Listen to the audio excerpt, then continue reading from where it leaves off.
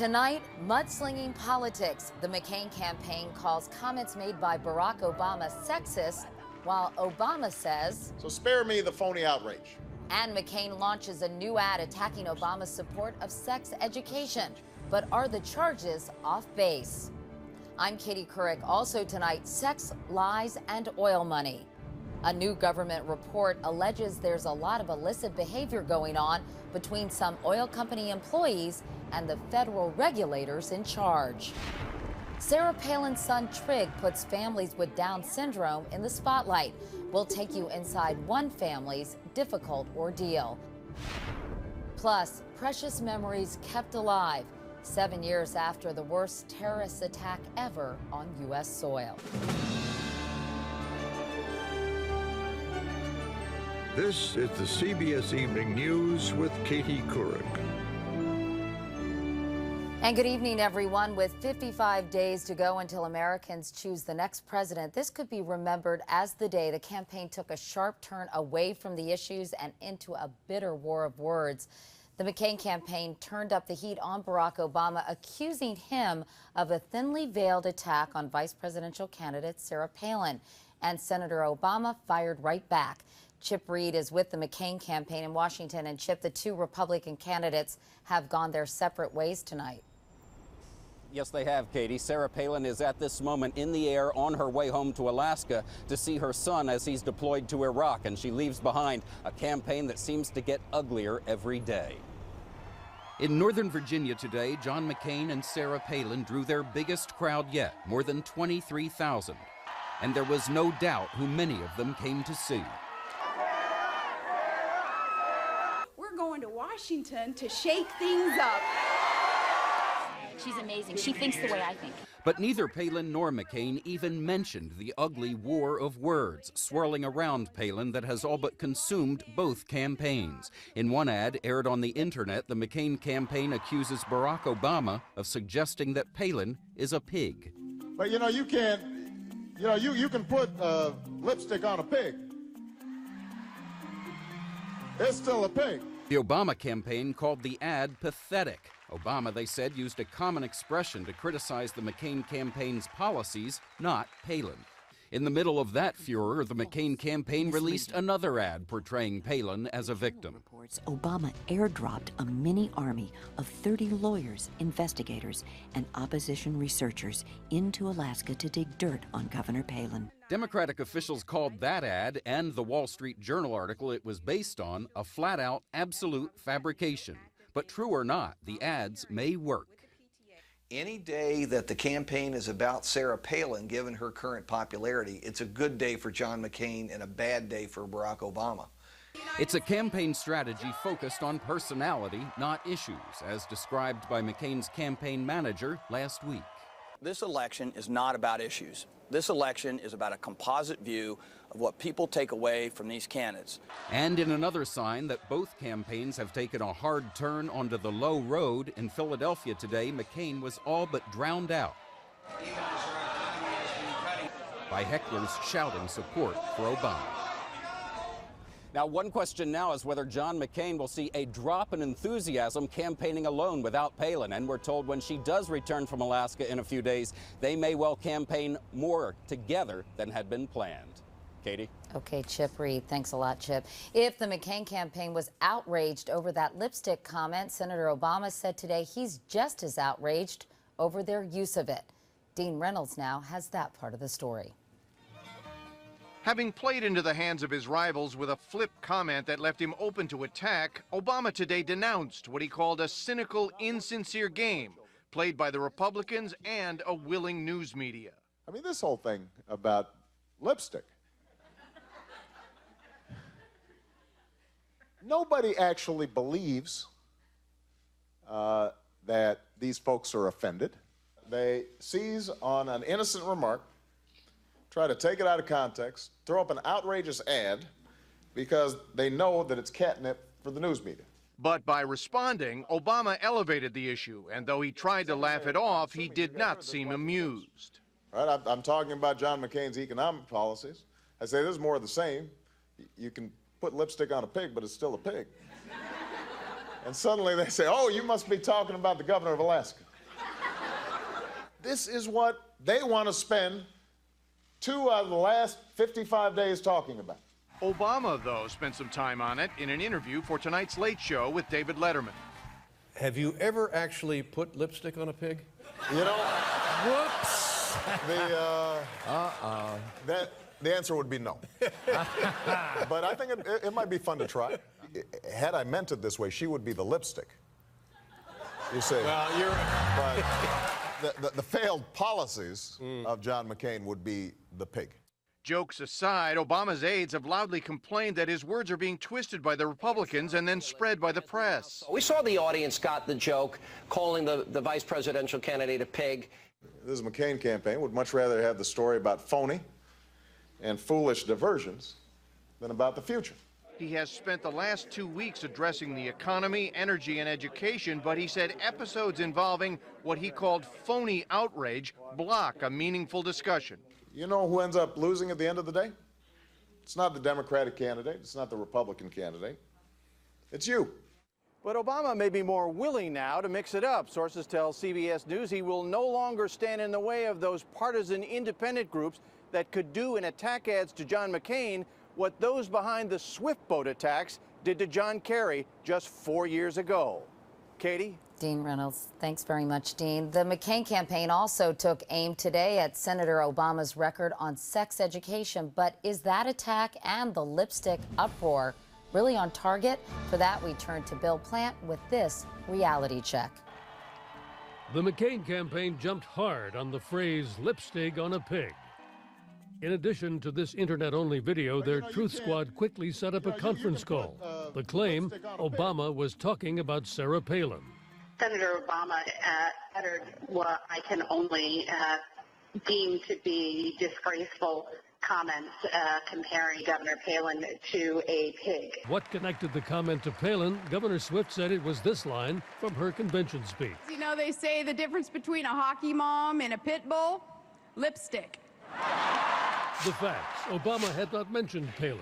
He was focused on the central argument of his campaign, that McCain's policies would be no different than President Bush's.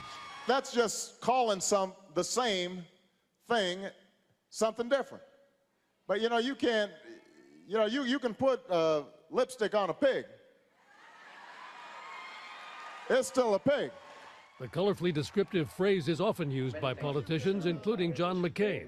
Here, talking about the health care plan of another female politician, Hillary Clinton. I think they put some lipstick on the pig, but it's still a pig. Even the vice president has used it. You can put all the lipstick you want on a pig, but at the end of the day, it's still a pig. McCain's campaign also released an ad criticizing Obama's education record, which makes this claim. Obama's one accomplishment? Legislation to teach comprehensive sex education to kindergartners. The facts. The bill introduced in the Illinois legislature never became law. It called for non-mandatory sex education for grades K through 12 that was age and developmentally appropriate. For kindergartners, that included, among other things, how to say no to unwanted sexual advances. Obama did vote for the bill in committee, and he says he supports similar laws in other states. But he said the point was to help parents teach their children how to deal with sexual predators. Katie? Bill Plant in Washington tonight. Meanwhile, in Texas tonight, authorities have begun evacuating people who could be in the path of Hurricane Ike. Right now, Ike is churning through the Gulf of Mexico as a Category 2 storm, but forecasters say it could strengthen to a powerful Category 4 hurricane by the time it strikes the Texas coast somewhere between Corpus Christi and Houston late Friday or Saturday. Now to the CBS News Money Watch. Two things that could have driven up the price of oil. Production in the Gulf remains shut down because of the hurricanes, and overseas OPEC agreed today to decrease output. Still, the price of oil fell again, closing today below $103 a barrel. The Bush administration has long been accused of having too close a relationship with the oil industry. Just how close is documented in new reports just out today. Cheryl Atkinson is in Washington. Cheryl, this sounds pretty embarrassing. It is, Katie. The investigative reports were released a day after President Bush had a private lunch with Interior Secretary Dirk Kempthorne, the man in charge of the agency at the heart of the scandal. That was behind closed doors. Today's embarrassment was very public.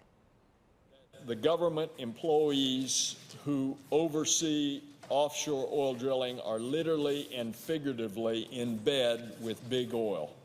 The allegations of bad behavior involve about a dozen government employees in Denver and Washington, workers who sell U.S. mineral rights to oil companies, one of the government's biggest sources of revenue besides taxes. They're supposed to be looking out for the taxpayers' interest. But according to the Inspector General, they rigged contracts and engaged in illegal moonlighting, drugs, sex, and gift-taking from oil company representatives. 2 reports reveal startling allegations, including an employee who attended a so-called treasure hunt in the desert with all expenses paid by an oil producer, and a former supervisor who bought cocaine from a colleague, then boosted her performance award, had sex with subordinates, and steered government contracts to an outside business where he also worked. No one, from the oil companies to the workers allegedly involved, provided a response today, other than to say they cooperated with the investigation or that appropriate action will be taken. With mineral rights bringing in $8 billion in revenue a year, reporters today asked the head of government mineral management off camera whether taxpayers suffered a loss due to the cozy relationships. He said there's no indication they did. Katie? Thank you, Cheryl Atkinson in Washington. And there is more CBS News ahead, including the backlash against bottled water. Is it really as pure as advertised? But up next, living with Down syndrome, information doctors sometimes do not deliver.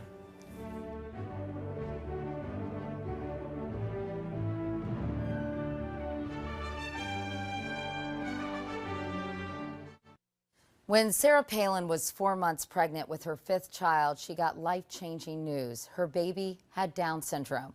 Today, 5-month-old Trig is one of more than 400,000 Americans living with Down syndrome, and the Palin's decision to have the baby has made her a role model to the parents of some 5,000 children born with the genetic disorder every year. While most Americans hadn't heard of Sarah Palin before she became John McCain's running mate, she was well known to many parents of children with Down syndrome. Governor Palin went through the same thing that we did, the same prenatal testing, the same prenatal screening. Advances in prenatal testing mean more and more expectant parents are finding out earlier. And for some, the reality is too grim to bear. 40% of babies with Down syndrome are going to be born with congenital heart disease. Every baby with Down syndrome has developmental disability. A small minority grow up to be independent. Dr. Robert Marion is a geneticist who says the vast majority of women who receive a prenatal diagnosis terminate their pregnancies. That is such a personal decision, and it shouldn't be colored by anything that the doctor says to them about the diagnosis. But that isn't always the case, according to Sharon Vopel of Basking Ridge, New Jersey. The doctor came in. I mean, I knew right away when she walked in. Sharon and her husband Jim were expecting twins when tests revealed one of them had Down syndrome.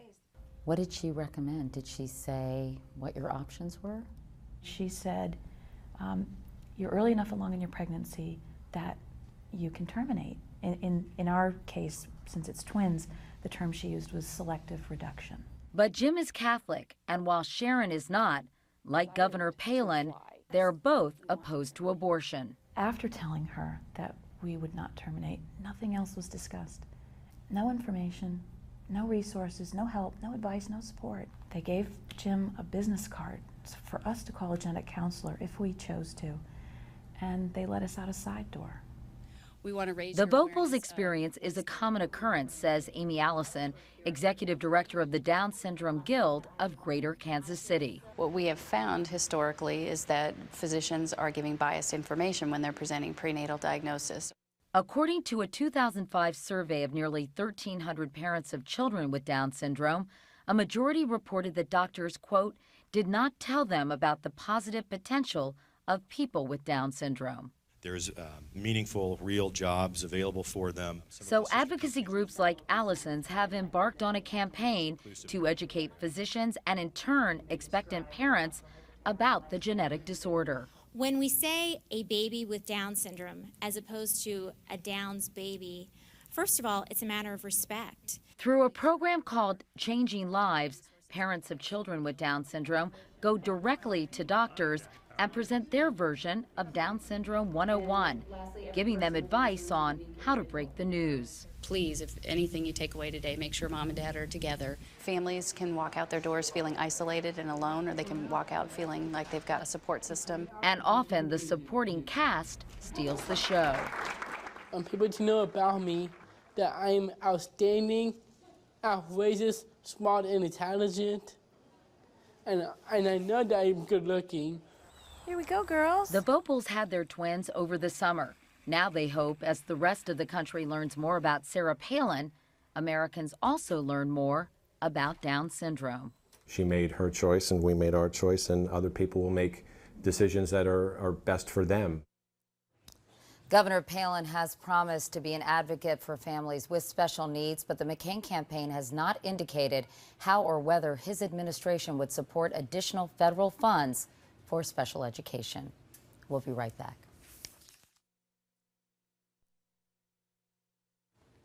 Americans consume more than 8 billion gallons of water every year, but whether tap or bottled water is better has sparked a national debate which took center stage in Washington today. Here's Thalia Shuris. Fresh from our underground mountain spring and ground. The marketing campaigns say it all. Bottled water is a pure, healthy choice for consumers, and millions of Americans are swallowing the message. I drink bottled water to be healthy. Everybody has the impression that because it's in a bottle, then it must be safe. Despite research showing that almost 40% of bottled water actually comes out of taps, including Pepsi's Aquafina, Coke's Dasani, and Nestle's Pure Life, consumers spent $11 billion last year buying it off the shelves, convinced it's healthier. Food safety experts say there is no evidence of that. It's a scam. It's a ripoff. It's the opposite, they say. Tap water is safer. It's required to be tested more often, and bottled water companies never have to test their water after bottling and storage. You don't really know what you're getting. Blame the regulatory system. This tap water is regulated by the Environmental Protection Agency, which requires thousands of tests annually for contaminants. What's in here is monitored by the Food and Drug Administration, but the FDA has no specific bottled water program and no inspectors assigned solely to testing. At a Senate hearing today, the industry made no apologies and said buying bottled water is a consumer choice. Bottled water is a safe, healthy, convenient food and beverage product. But consumer advocates are calling for better labeling about where the water in the bottles comes from, what else is in it, and how it's been treated. Thalia Shuris, CBS News, Washington. Up next, remnants of lives lost in the attack that changed us forever.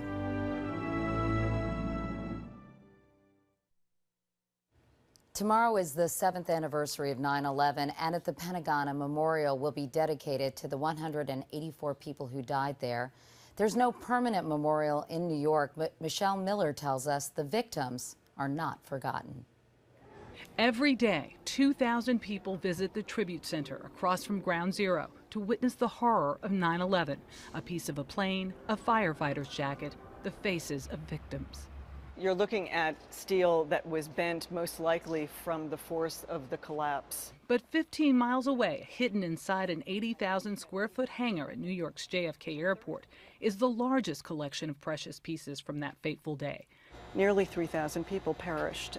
Alice Greenwald is director of the World Trade Center Museum. These artifacts will be included in the official memorial when it opens in 2011. We have an obligation, a moral obligation, an obligation of our citizenry, an obligation of just being human beings to remember them. Perhaps the most familiar relic is the last steel column removed from the site, preserved with pictures and messages still intact. You have on here messages to people who were gone. You have thank yous to people who were there. And it is a symbol of the way the world came together on 9/11. More first responders died on 9/11 than on any other single day in history. This is the front. The front. You can barely see the door of the cab.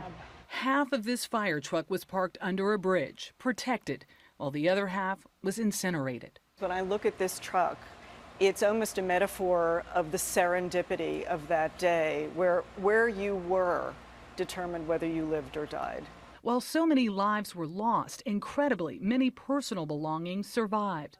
The shoes that carried Florence Jones to safety, Robert Gashar's work ID and wedding band, Patricia Fagan's purse with her favorite pink lipstick. People got so little back of their loved ones often, and so anything, whether it was a Citibank swipe card or a rosary bead or a wallet, they knew that coming back would come to have a palpable meaning. Ordinary items with extraordinary meaning to a nation that can be shared when the memorial is complete.